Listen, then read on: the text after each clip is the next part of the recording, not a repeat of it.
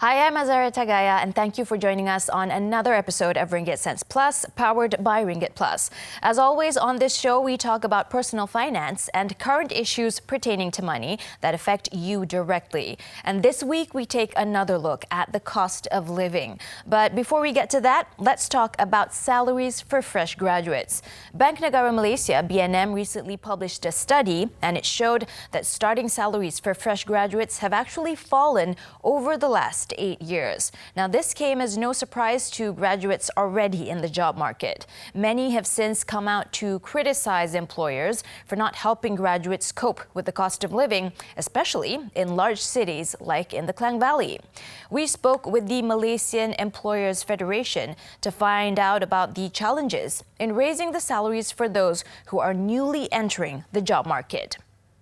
Among the findings of the Bank Negara Malaysia Annual Report 2018 are that workers in Malaysia are not paid fairly compared to other developed countries. Datuk Shamsuddin Bardan, the Executive Director of the Malaysian Employers Federation MEF, says he doesn't quite agree with the findings in its entirety. Datuk Shamsuddin is of the view that some aspects of the report could create unease among employees as well as a disharmony among employers and staff. I must say that I don't agree with that kind of findings because, the report assumed that everything is the same. So it is more like in a controlled environment, whereas when you do business, you're not doing it in a controlled environment. Of course, labor cost is one of the factors, but as employers, as businesses, you need to take care of other costs and see whether at the end of the day, whether it is still worthwhile for you to do the business or not. And otherwise, then there is no point for us to do the business. Say for example, if the Malaysian employers are expected to pay the same rate like their counterparts in Europe, in US, and in Singapore, then question is whether, then at the end of the day, whether there is any margin at all for the employer concerned. So if an employer finds that there is no margin at all for them to do business, then there is no way they can continue the activity. So that will lead to a lot of, I would say, negative consequences if we just take the report and say that because of that, we must increase our wages. Obviously, yes, the report can be used for discussion purposes, can be used for planning purposes, but to say that just because of that, then the Malaysian employers must increase their wages by 33% or 34% like that, I don't think it's a fair call. According to Datuk Shamsuddin, there are many different factors that must be examined before employers can determine a suitable rate, such as the skill level of the employee, the consumer price index, and the poverty line in the country. The most important factor is the employer's capacity to pay the salary. The report also suggests that the economy has not created sufficient high-skilled jobs to absorb the number of graduates entering the labor force. Datuk Shamsuddin agrees with this. He says that for every 100 jobs created, 89 jobs are for the lower rank, 7 are for skilled workers, and 4 for management positions. He thinks more needs to be done to assist employers hire graduates, as currently there are more graduates being produced than jobs available for them. He is of the view that graduate unemployment may get worse over time. In its conclusion, the report asks this question. While employers need to be fairly compensated for their respective factor inputs, the question remains, why is the share of compensation accrued to employers instead of employees higher relative to our aspirational peers? How can Malaysia's taxation and distributive policies positively impact and enhance the division of incomes? Basically, this is to imply that employers are reaping the rewards while not sharing the profits with the staff. Datuk Shamsuddin disagrees as there are many employers who share their profits with their employees through the payment of bonuses. He points out that over time, cost has also gone up for employers while employees' productivity hasn't increased much. Additionally, BNM's annual report states that a fresh graduate with a diploma could earn a salary of 1,376 ringgit in 2018 compared to 1,458 ringgit in 2010. while a master's degree holder could now earn a salary of 2,923 ringgit as of 2018 compared to 2,707 ringgit 8 years ago. This shows only a slight increase over the past 8 years, especially for fresh graduates. Datuk Shamsuddin believes fresh graduates should not be weighed down by this finding. Starting pay is just starting pay. Don't be so worried about starting pay because if the new graduate concerned is showing that he has a lot of potential and can contribute to the company, I think in no time the company and the employer will review the pay. Yeah? For fresh graduates with good academic qualifications, the callback rate is very competitive. Datuk Shamsuddin cites reports that show that only 4% of graduates who apply for jobs get called for an interview. He says it's very important to master the English language if they want to improve their chances of getting a job. And for those with technical skills, the chances of getting a job is much higher. Our advice to those currently in the job market is to make yourself the best candidate out there. There isn't much you can do to change the current low wages. However, you can change yourself to improve your chances of getting hired. Well, we hope you enjoyed our story right there. Perhaps you agree with what MEF said and perhaps you have some views of your own. Well, please share them with us by commenting on our Facebook. Time for a short breather. When we come back, tips for renting in the Klang Valley, how you can actually prepare yourself. Stay tuned.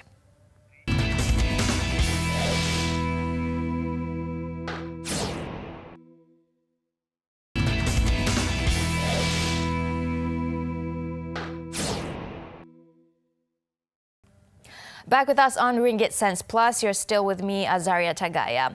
Now, according to the Belanjawanku Budget Guide published by the Employers Provident Fund EPF, those who are single should be spending not more than 300 ringgit a month for housing in the Klang Valley. So in order to spend only that amount of money, this means renting a room or sharing a rented room with a roommate. So looking at this dynamic of renting, we wanted to find out the basics of it. There are many questions those looking to rent for the first time may be asking. If it's just to rent part of the house, then do you need to sign an agreement? And how many months deposit do you actually need? In our next story, we take a look at the challenges faced in renting a room in the Klang Valley. This is the flat that Amir Alif and his 5 other housemates are sharing in Shah Alam. 2 persons share a room and they pay about 300 ringgit a month for the room. Their situation is similar to what many singles are going through in the Klang Valley. Unable to afford rent for a place all to themselves, they are forced to share a room with others. We asked Amir what he thought of the recommended 300 ringgit a month for housing under the Belanjawanku budget. Kalau individu kita bayar 200 sebulan, kalau satu rumah kita bayar 1050. Sebenarnya agak relevan lah, tapi itu paling maksimum kot saya rasa.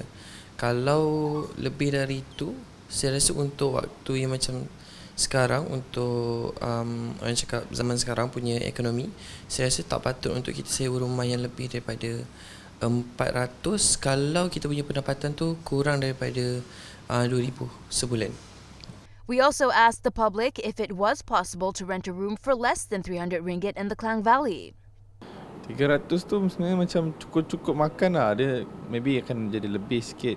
Kalau area-area macam area kawasan yang pesat, macam tempat yang membangun mungkin akan jadi mahal. Kalau bilik saja boleh jadi macam 500. Sekarang rumah mahal and then kadang-kadang susah untuk jumpa bilik yang 300. Kalau 300 tu maybe kecil, lepas tu tak include macam wifi, bil air, bil elektrik. So kalau macam sekarang pun maybe 500 you dapat bilik yang medium, tu pun tak include semua. Okey, memang tak cukup sebenarnya. Sebab RM300 kita kena beli facilities rumah lagi, barang rumah dengan ekonomi sekarang memang tak cukup. Sharing a room with others comes with its own set of problems as well. Saya memang ada masalah dengan housemate, which is housemate macam kita duduk dengan stranger, housemate kita macam tak buat kerja rumah ke, and then housemate yang perangai macam tiba-tiba suka bawa orang masuk rumah. Itu benda bagi saya tu benda biasa sebagai duduk rumah sewa. Housemate kita memang kena memilih sebab housemate memang peranan penting. Dan kalau kita dapat housemate yang pemalas, yang memang tak kemas bilik, tak basuh pinggan, benda tu memang efek lah dekat kita punya satu rumah. Oh, memang confirm masalah sebab lain orang, lain cara, lain budaya, lain cara hidup. So memang, tapi kadang-kadang benda ni bujang, kita tak boleh nak buat apa lah. Memang benda ni yang kita akan face, salah satu asam garam yang kita akan tempuhi lah. We also spoke to Speed Rent, a company that connects landlords and tenants through their app. According to their CEO, Wong Wei Meng, it is possible to rent a room for less than 300 ringgit in the Klang Valley. However, there is a catch.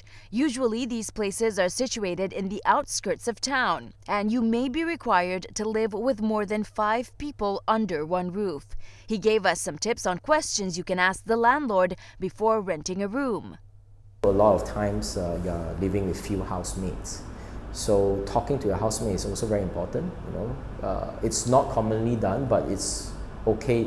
It's totally fine that you talk to landlord and say, I want to talk to other housemates as well, or I want to know who are they, so that number one is of course security. Number two, religious concern like Muslim and pork free, halal. We need all this environment, so that's very important as well. We also asked him what was the reasonable price range for a room in the Klang Valley area. In Speed Rent, we do a lot of transactions, and the range can go anywhere from 400 to 1,002, depending on the area. And of course, it depends on the furnishing. But the average pricing that's going off our platform is at around 550 to 600 ringgit a month. That is in line with 1/3 of your salary. If you start with 1,005, then you basically have 500 ringgit to rent a room. So that's what we are seeing in the market right now in Klang Valley. So what if you have a conflict with your roommates or housemates?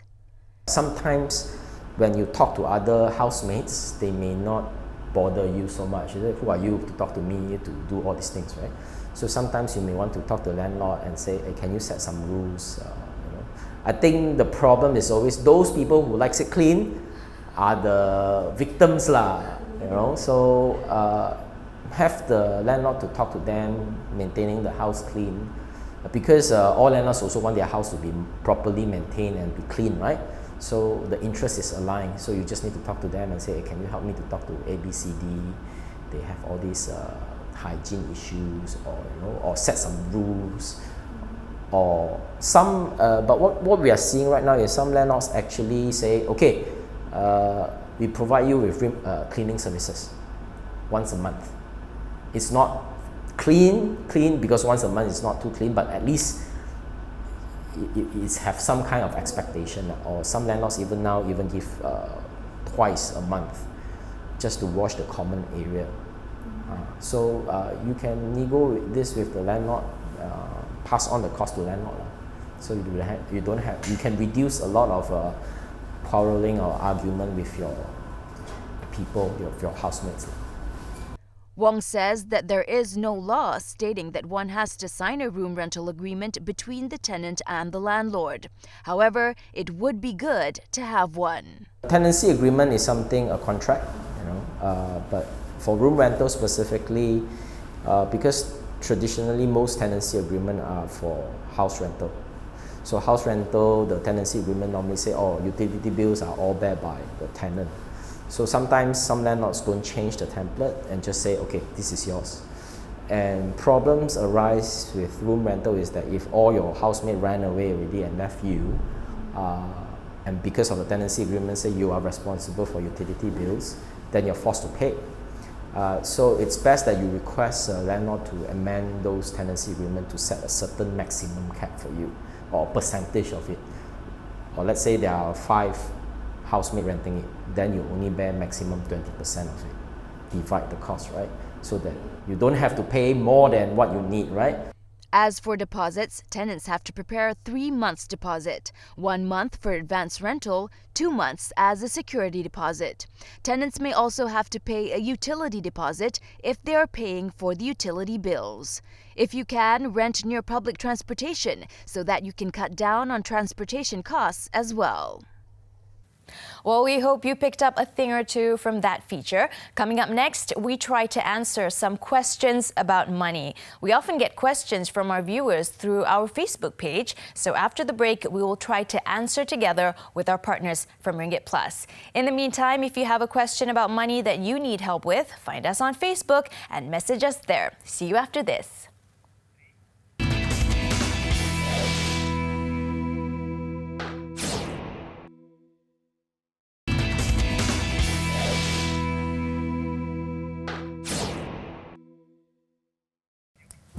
Back with us on Ringgit Cents Plus. Now, earlier we spoke about salaries for fresh graduates and also the cost of renting a room in the Klang Valley. And you can watch those videos again later on our Facebook page. Now, for this part of the show, we are again turning to Facebook, where we often get questions from you, the viewers, about personal finance. Now, to help answer these questions, today we have with us in the studio from Ringgit Plus, Hann Liew.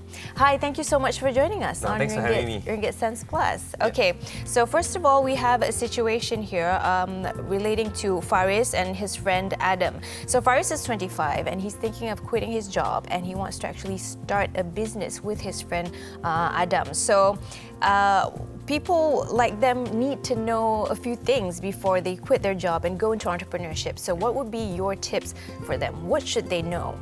I mean, the first thing I'd say to Faris and Adam, right, is that you need to think about whether you're doing entrepreneurship because you're not happy with your job, or is it because you really want to be an entrepreneur or start your own business, right? So some people maybe just be unhappy with their current job, which means you should just change your job, right? That's the first thing, to determine whether it's because you're unhappy with something or you actually want to do something. So that's the first thing, right? Okay. And then the second thing to think about is, before you start a business, right, is do I have enough passion for the thing I want to do, right?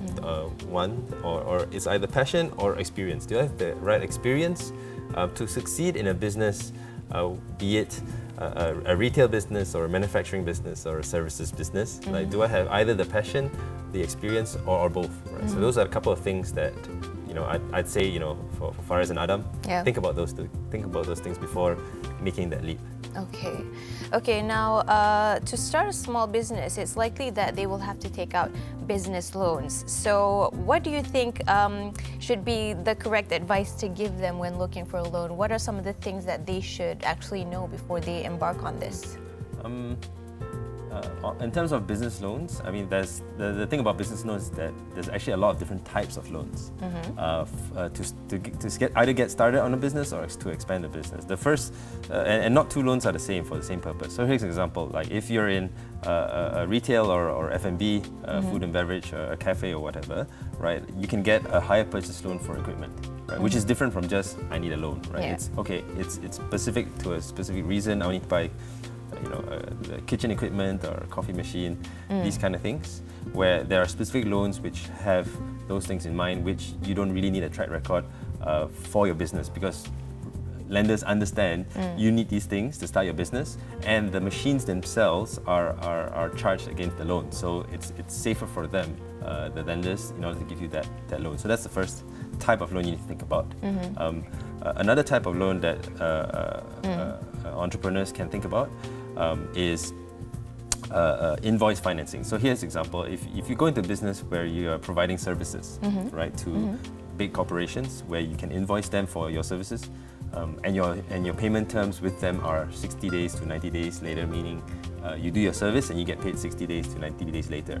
But you think about it, if you provide a service, you might have employees which provided that service for you, which need to be paid this month, right? So there are a type of loan where it's fairly safe as well for the lender, because you're going to get paid just in 60 to 90 days, but you need that short-term financing in order to meet that result, or to meet that requirement to pay your employees or to pay rental or whatever. And the third kind of category of loan is a clean term loan or clean business loan, which is any purpose.